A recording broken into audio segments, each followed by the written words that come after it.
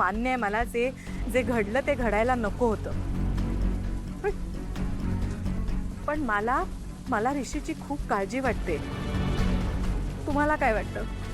दिवस रात्र प्रत्येक क्षण ऋषीचा विचार माझ्या मनात असतो. नाही पण पण मी ठरवलंय, यावेळेस मी माझ्या मनावर दगड ठेवणार. ऋषीला स्वतःची चूक कळेल ना, तेव्हा तो स्वतःच घरी परत येईल. नाही सतीश, काही असतं तरी मी ऋषीला फोन करणार नाही. सतीश, आत्ता आपण या विषयावर नको बोलूया. तुम्ही तिथे आपल्या नवीन प्रोजेक्टवर फोकस करा. मी करते कॉल, आणि काळजी घ्या.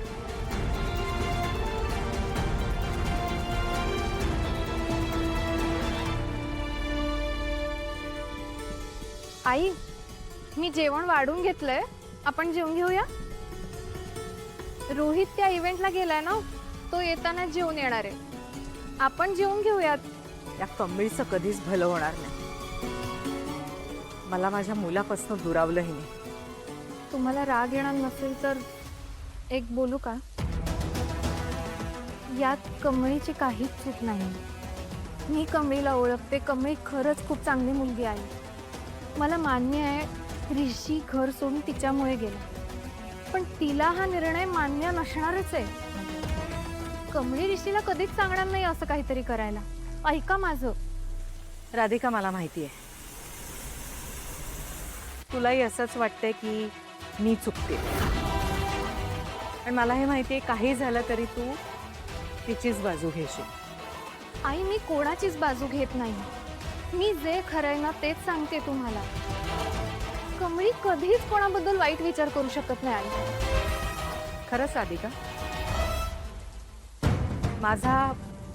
माझा मुलगा माझ्यापासून दुरावलाय. माझं सगळं घर विखुरलंय, आणि एवढं सगळं झाल्यावरही तू कमळीचं समर्थन करतेस. तुला तिचंच सगळं बरोबर वाटतंय. लेट मी टेल यू, तू सुद्धा तिच्याबद्दल इतका विचार करू नकोस. It is not worth it. मला जेवायचं नाहीये, तू जेवून घे. देवा, आईंच्या मनात कमळीबद्दल एवढा गैरसमज भरलाय. कधी दूर होणारे कोणास ठाऊक. साहेबाला फोन लावून बघ.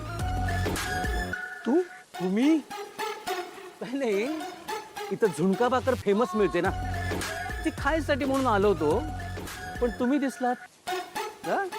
तुमचे फोनचे जे काही प्रयत्न चालू आहेत ना ते दिसले. बराच वेळ बघतोय मी, पण मला फोन करावा असं नाही वाटलं तुला.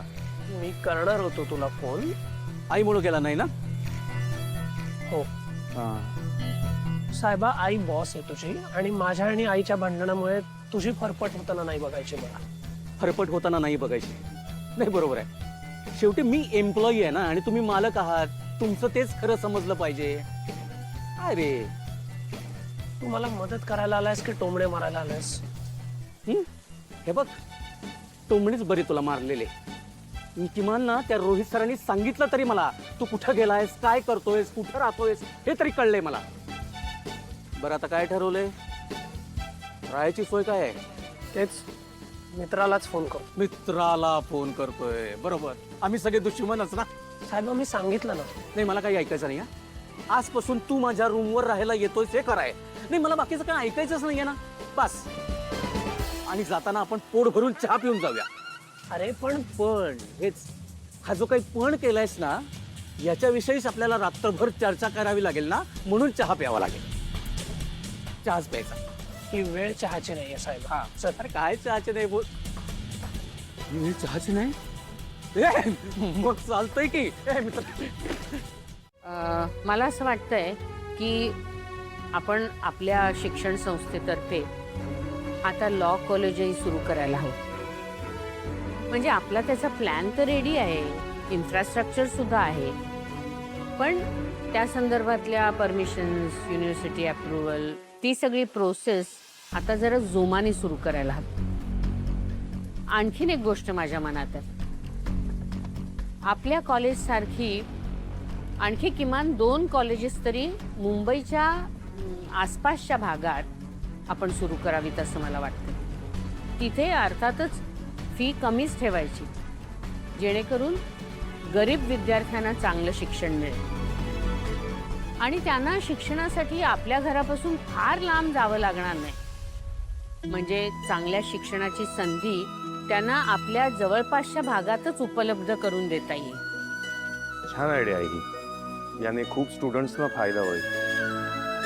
तुला माहितीये का, तू हे असं लोकांच्या हिताकरता काम करत असतेस ना, म्हणून सगळे तुझा आदर करतात. राजन, आपल्याला आदर मिळावा म्हणून थोडंच आपण हे करत असतो.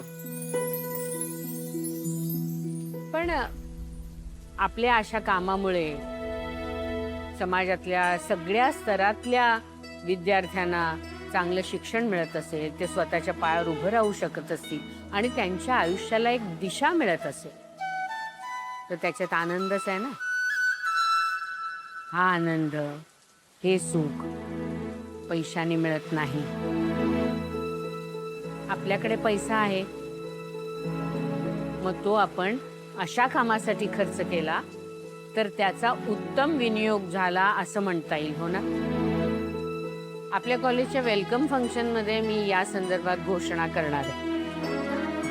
त्यामुळे तू उद्यापासून एक टीम तयार कर आणि याबद्दल रिसर्चला सुरुवात करूया. मी लगेचच कामाला सुरुवात करतो.